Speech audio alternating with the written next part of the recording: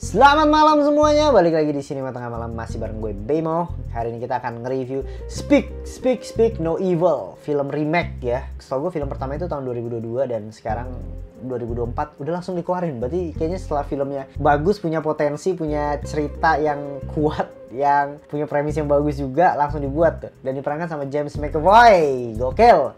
Wah gila sih, gue nggak tahu kenapa ngelihat dia actingnya bagus gitu ya, deliver gitu dari segi actingnya tuh tersampaikan gitu. Dia mau ngasih emosi creepy, dia mau ngasih emosi kayak nggak nyaman, itu tersampaikan gitu ke penonton gitu. Ini dari segi ngomongin dia ya, actingnya gitu ya. Tapi kalau kita bahas Speak No Evil nih, sebenarnya salah satu yang menarik filmnya karena gue pikir oleh horor ya, tapi ternyata thriller gitu, dimana lagi liburan ketemu orang random gitu ya, ternyata orang randomnya ramah, diajak ke rumahnya orang random, liburan lagi ke rumah orang random, terus ternyata orang random ini punya motif tertentu gitu yang menurut gue serem banget sih gitu. Dan kenapa ya film thriller itu ada karakter ngeselinnya gitu, terus juga creepy-nya juga ada, dan menurut gue ada scene ikonik juga di sini. Menurut gue kayak ada referensinya dari The Shining tapi versi James McAvoy gitu ya, dan berhasil memberikan sebuah film yang tingkat ketegangannya cukup tinggi, yang ngebuat lu tuh di ending tuh sesak nafas gitu, kayak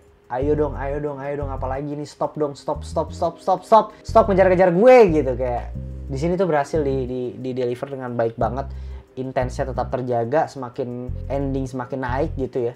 Tapi bisa gue bilang tetap seru karena kita dipaksa untuk mencari tahu sebenarnya apa yang terjadi. Jadi creepy-nya tuh dikasih tuh pelan-pelan, smooth gitu. Kayak gue kasih satu dulu nih dikit dengan caranya dia. Gue kasih lagi nih, dia creepy. Nih gue kasih lagi misterinya. Anak ini kenapa merasa tertekan gitu. Gue belum nonton film pertamanya seperti apa, tapi as a movie yang gue nonton kemarin, Speak No Evil, dia punya cerita yang kuat gitu. Punya cerita yang kuat, cara dia memberikan ketakutan atau ketidaknyamanan kepada penonton dengan caranya si karakter James McAvoy ini suka bohong, suka ngeles, suka berakting, menjual kesedihan, pura-pura bijak gitu. Itu pintar menurut gue, sangat pintar. Dan hal itu malah menjadi creepy dengan caranya dia sendiri gitu. Sumpah gue nggak ngerti dengan cara dia pas tadi ketahuan, gue bukan dokter, hah? Lu dokter? Terus kayak, oh enggak, gue bukan dokter gitu. Dia itu kegap, dia tuh kegap kayak, udah lalu kebongkar nih, rahasia lu kebongkar. Tapi dia kayak, enggak, gue bukan dokter, gue nggak ngapa-ngapain di sini. Gue cuma jual obat-obatan terlarang dan jualnya ke ini. Orang udah kaget deh, shock. Terus dia begini, come on lah, gue bercanda, gue dokter gitu. Sini gue batin. Tapi kan itu kan sebenarnya respon pertamanya dia bukan dokter tuh beneran gitu. Tapi ketika lawan bicaranya tuh tahu dan kaget dan shock, dia tahu, oh berarti gue pernah bilang gue dokter gitu. Dan gue harus ngeles gimana nih? Gue ngeles, gue bercandain, gue pura-pura jual obat terlarang gitu. Padahal itu ketahuan gitu loh. Nah itu menurut gue hal-hal seperti itu yang ngebuat creepy-nya itu berbeda feelingnya gitu. Dan lu ngerasa kalau lu sebagai orang yang tahu dan lu nggak bisa ngomong ke karakter itu, lu bakal bilang kayak, aduh cabut dari situ, cabut dong, cepetan tahu gitu. Walaupun mungkin ada momen ngeselin kayak, kenapa itu semua harus terjadi karena sebuah hal kecil gitu. Karena boneka kelinci, aduh kesel banget ya. Karena boneka kelinci lo jadi harus mengalami ini semua. Tapi dari trigger kecil itu menjadi sebuah cerita thriller yang menarik banget gitu. Ngeselinnya mungkin di part itu ya, gue nggak tahu itu bisa dibilang sebut kekurangan lah atau sebenarnya nggak apa-apa dengan itu, gue nggak tahu. Tapi yang gue rasain ya udahlah, gue sempet kayak anjir, ternyata gara-gara satu kelinci ini kayak kalau bisa dijadiin memes gitu, kayak film baru berjalan 20-30 menit, kalau nggak gara-gara boneka kelinci film udah selesai gitu, tapi jadi filmnya hampir 2 jam gitu. Menarik. Speak No Evil, kalau dibilang kekurangannya apa yang gue kurang suka, bisa gue bilang gue punya ekspektasi lebih banyak momen-momen apa ya, menegangkannya kali ya.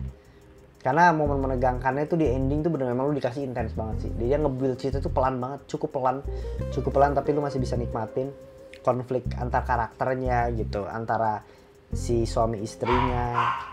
Lu coba digali misteri si anaknya ini apa gitu. Bisa dibilang dragging sih, nggak begitu dragging tapi masih bisa dinikmatin gitu ya. Itu sih paling ya. Oh, karena gue tahu kekurangannya apa. Ada beberapa hal yang menurut gue bisa menjadi cukup plot hole gitu ya. Gua nggak begitu clear tentang motif tetangganya, termasuk si James McAvoy-nya sendiri. Gue pikir ada suatu hal yang lebih wah dan lebih gila gitu ya. Oke lah, James McAvoy-nya gue masih terima alasannya apa, tapi ada beberapa karakter-karakter yang ada tetangga-tetangga yang di situ, tapi gue nggak ngerti kenapa dia bisa